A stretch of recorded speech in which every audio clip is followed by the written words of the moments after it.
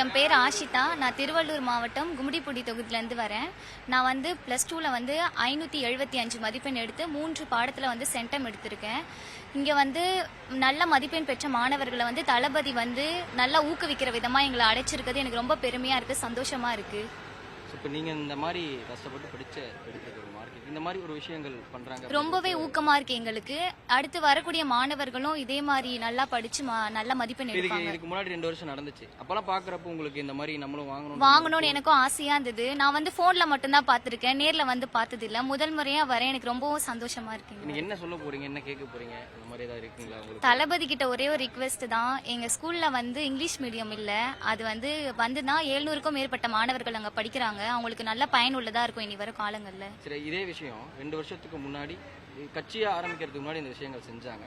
இப்போ கட்சியை ஆரம்பிச்சதுக்கு அப்புறமும் செய்கிறாங்க. நீங்கள் எல்லாருமே ஃபியூச்சர் ஓட்டர்ஸ், இப்போ எதிர்காலத்தில் ஓட்டு போட போறீங்க அப்படின்றப்போ இந்த விஷயங்கள் எல்லாமே அரசியல் நோக்கத்துக்காக நடக்குது அப்படின்ற மாதிரி நினைக்கிறீங்களா நீங்கள்? இல்லை, எல்லாமே மாணவர்களோட கல்வி நோக்கத்துக்காக தான் நடக்குது நான் நினைக்கிறேன். பிரியதர்ஷினி என் பேர். நான் கவரப்பேட்டையிலேருந்து வரேன். கவர்மெண்ட் ஹையர் செகண்டரி ஸ்கூல் கவரப்பேட்டையில் படிக்கிறேன். நான் 10th 490 மார்க் எடுத்து ஸ்கூல் ஃபஸ்ட்டு எடுத்திருக்கேன்.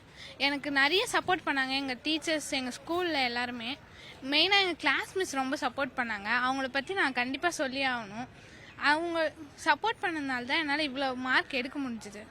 அரசு பள்ளியில் படித்து 490 மதிப்பெண்கள் பெற்றிருக்கீங்க. ஏன்னா இப்போ இருக்கிற காலகட்டத்தில் வந்து அரசு பள்ளியில் படித்து அதிக மதிப்பெண்கள் எடுக்கிறதே ஒரு பெரிய விஷயமா தான் இருக்குது. ஸோ அந்த அளவுக்கு நீங்கள் எடுத்திருக்கீங்க. அந்த மார்க்குக்கு இன்னைக்கு ஒரு ரெகக்னைஸ் கிடைக்க போகுது அப்படின்றப்போ எந்த அளவுக்கு இருக்குது? ரொம்ப சந்தோஷமாக இருக்குது. நான் கொஞ்சம் கூட எதிர்பார்க்கல. ஆனால் இங்கே வரத்துக்கு ஹெல்ப் பண்ண எல்லாருக்குமே ரொம்ப தேங்க்ஸ். இன்னைக்கு நீங்கள் பார்க்க போகிறீங்கன்றப்போ உங்களுக்கு எந்த அளவுக்கு மகிழ்ச்சியாக இருக்குது, என்ன சொல்லலான்னு காத்துட்ருக்கீங்க நீங்கள்? எக்ஸைட்மெண்ட்டாக இருக்குது, ஸ்பீச்லெஸ், அவ்வளோதான். தேங்க்யூ.